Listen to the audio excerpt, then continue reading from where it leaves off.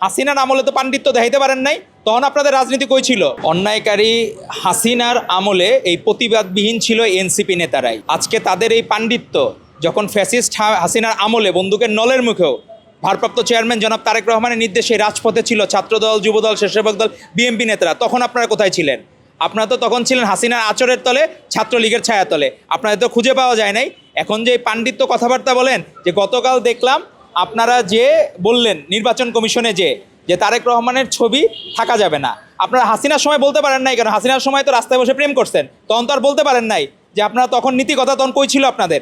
তখন তো আর কিছু বলেন নাই, কিন্তু এই প্রতিবাদের ভাষা অব্যাহত রেখেছিল বেগম খালেদা জি আর তারেক রহমান। তখন তো আপনাদের এই পাণ্ডিত্য কই ছিল? তখন তো হয় পড়ালেখা করছেন নাহলে প্রেম করছেন, এর বাইরে কিছু করেন নাই। তো এখন আপনারা কিভাবে বুঝবেন যে ওই সময় ফ্যাসিস্ট হাসিনার রেজিমে কি পরিমাণ অত্যাচার মানুষকে করেছিল? সাধারণ নিরীহ মানুষ, নিরীহ সাংবাদিকরাও তার থাবা থেকে মুক্ত হয় নাই। এজন্যই তাকে একটা মানুষের বিবাহবার্ষিকীর দিনে কি আনন্দ করবে, তার জন্য প্রথম কোনো নারীর যদি ফাঁসি কার্যকর হয় সেটা হবেন হাসিনা। তো এটি আমাদের জন্য, বাংলাদেশের মানুষের জন্য অত্যন্ত আনন্দের বিষয়। আর তাদেরকে অনুরোধ করবো, এই পাটোয়ারি যারা আছেন, হাসিনার আমলে তো পাণ্ডিত্য দেখাইতে পারেন নাই, তখন আপনাদের রাজনীতি কই ছিল? তখন তো ঠিকই মনে করছিলেন খুব আরামে এসে দিন কাটাবেন। এই 2 বছর আগেও আজকে যখন আপনারা দেখেন, আজকে নভেম্বর মাসের আজকে 20 তারিখ, আজকে সেই 20 তারিখে 23 সালের 20 তারিখে তখন আমাদের কোনো স্বাভাবিক জীবন ছিল না বিএনপি নেতাদের।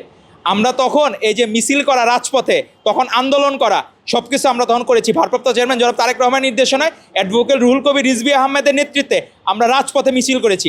এখনও যদি কোনো রাস্তা দিয়ে যাই, আমাদের মিছিলের স্মৃতি মনে পড়ে, আমাদের মনে পড়ে ত্যাগের স্মৃতি, আর আপনাদের মনে পড়ে প্রেমের স্মৃতি, আনন্দের স্মৃতি, পিকনিকের স্মৃতি। আমাদের দিন এত আনন্দের ছিল না।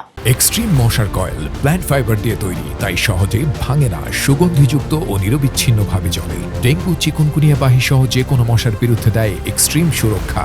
আমাদের এই স্বাভাবিক লাইফে ফেরা, এটা আনসার্টেনিটি ছিল, আমাদের জার্নি ছিল জার্নি টু ইনফিনিটি।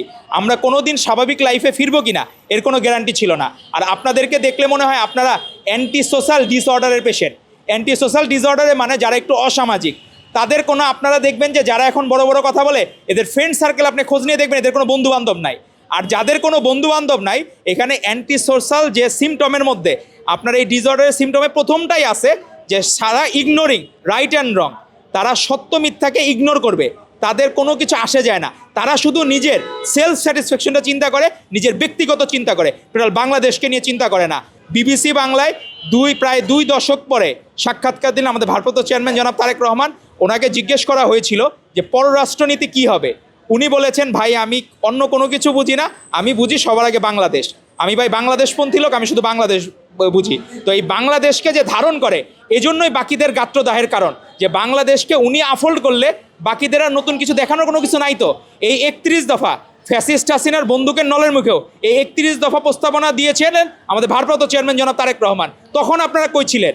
আপনাদের দেখান একটা ডকুমেন্টস যে আপনারা ওই জায়গায় কোথায় ছিলেন, কোন জায়গায় ছিলেন। তো আমরা বলবো, রাজনৈতিক পারস্পরিক শিষ্টাচার আপনারা ঠিক রাখবেন, এবং শিষ্টাচার ঠিক রেখে রাজনীতি করলে বাংলাদেশের মানুষ 24-এর গণ অভ্যুত্থানেও আপনাদের কথা যেরকম শুনেছে, ভবিষ্যতেও শুনবে। কিন্তু আপনারা যদি এলোমেলো বলেন আর সম্মানিত ব্যক্তিকে অসম্মানিত চেষ্টা করেন, তাহলে বাংলাদেশের মানুষ আপনাদের এই আগামী ফেব্রুয়ারি নির্বাচনে আপনাদের জামানত বাজেয়াপ্ত হওয়ার মতো অবস্থা হবে। আল্লাহ তাআলা আপনাদেরকে হেদায়েত করুন, এবং সম্মানিত ব্যক্তি তারেক রহমানকে আশা করি উনি যেটার যোগ্য সেই সম্মানটুকু আপনারা দিবেন, এটা আশা করি।